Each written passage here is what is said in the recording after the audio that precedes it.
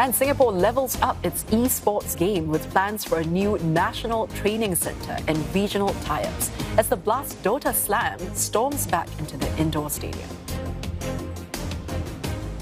So, can esports here reach greater heights? Well, we'll put that question to Ray Ng, who is CEO and founder of Claxon Esports Tournaments and Esports Events Organiser. Ray, great to have you in the studio with us. Thank you very much, Angela. It's a pleasure to be here. Well, the first question I have for you then is why the sudden greater interest when it comes to esports on all fronts? Well, actually, so recently we've had the whole SSE bill that's been heard in Parliament today. That's something that's been discussed since all the way back in 2019. And today, it's really just to unlock the doors.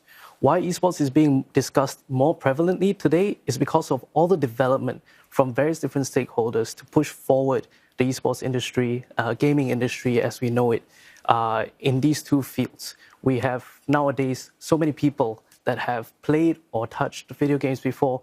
So it is only natural that we have to catch up to this and to make sure that there are proper pathways, proper guidance for the youths, for the elderly to get into this industry and to go out there and have some fun. Yeah, and speaking of fun, amid this growing interest, some might say that it kind of runs counter to the idea of getting people away from their screens. What's your thought on that? Well, on the one hand, yes, that could be seen as such. On the other, the gaming industry is such a big area. We have all the different fields from mobile gaming, PC gaming, as well as something less commonly known, which is exergaming. For those at home, exergaming is exercise gaming, shortened. You'll be very familiar with this, for example, Pokemon Go. I'm sure in Singapore, when it came, it was a huge splash. Everyone and their grandparents were walking kilometers just to unlock their favorite Pokemon, just to find it. That's an example of exergaming, where you're using gaming as a medium to promote exercise. And we see this in Olympic Esports Week, where we have digital rowing, digital dragon boating, kayaking, and so many other examples. So it's not necessarily that playing games is taking you into the device, but also it is a way that can bring you out to exercise. And with all of that interest around esports now, what kind of changes do you anticipate if and when the bill is enacted? Can we see more funding? Would there be more avenues for gamers to train, for example?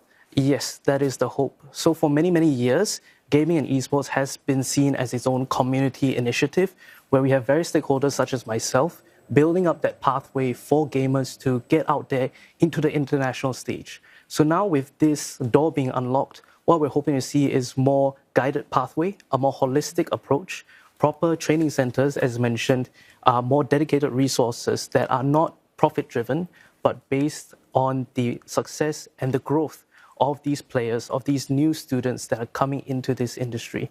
So I do hope to see that with this door being unlocked, we have more proper channels and a lot more of a holistic guided approach. And speaking of those channels, what do you think it would take to attract more casual gamers to become more serious athletes in esports?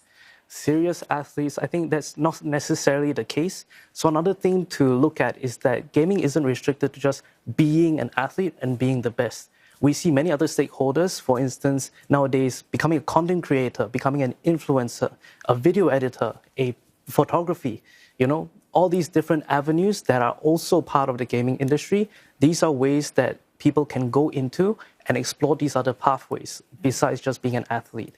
But now with this additional resources, of course, being an athlete is much more prominent, is something that is more recognized, and is something that I hope to see more people get into.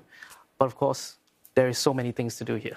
Yeah, but zooming in on the point of training more esports athletes, especially since a new training center might be happening, also more regional collaboration is in talks at this point. So what do you think are some of the biggest obstacles when it comes to training people? The biggest obstacles when it comes to training people, definitely the first step would be finding the resources. So that's something that many stakeholders like myself suffer with, is that there are many diamonds in the rough. There are many people who might be particularly good at this, and they have no idea how to find or where to go to get all these resources they need. So now with a proper identified source, right? I hope to see that these players, these promising players, are going to be able to find exactly the resources they need, the coaches, the mentorship, the supporting team, so on and so forth, to be able to become the stars that they can be. And what would a high performance regimen look like for someone who's training on, say, the upper echelons of competition when it comes to esports? So this is something that was shared to me by some of our former competitors. My team, we host a lot of these esports events internationally. They've shared with me that what a regimen looks like roughly, they would clock in, so to say, at about 9 a.m. From 9 till 12, they will be breaking down various different gameplays out there, breaking down why it worked, why it didn't work, how can they incorporate these strategies into their team. They go for a short lunch break, and after the lunch, they will have a straight application. They will try to train as a team to apply these strategies that were discussed in the morning into the team, and they will continue practicing all the way until about 5 to 6 to perfect by the second, by the millisecond, by the exact pinpoint degree of all these lineup strategies, team compositions, to the point that they've perfected it on a day-to-day. And then in the evening, they have a schedule. On some days, they will have some days off on their own at night to do whatever they want. On other days, they will continue to be as a team and to use these strategies in a friendly match, in a sparring match against maybe another team in the roster or out there in public. So it's a full 9 a.m. all the way till even 9-10 p.m. at night, followed by sleep and clocking in the next day all over again. Yeah. That's one example of a very high concentration regimen that these players will have to go through. And that's really to do with their athleticism. Very interesting. Well, Ray, before we go, I have to ask, what is one thing that you think that esports can really bring to Singapore, economic benefit or otherwise? What do you think it can add to the ecosystem in Singapore? I think it is this new global way of connection.